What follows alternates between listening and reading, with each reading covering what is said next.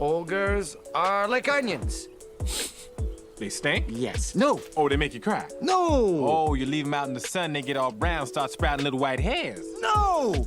Layers. Onions have layers. Ogres have layers. Onions have layers. You get it. We both have layers.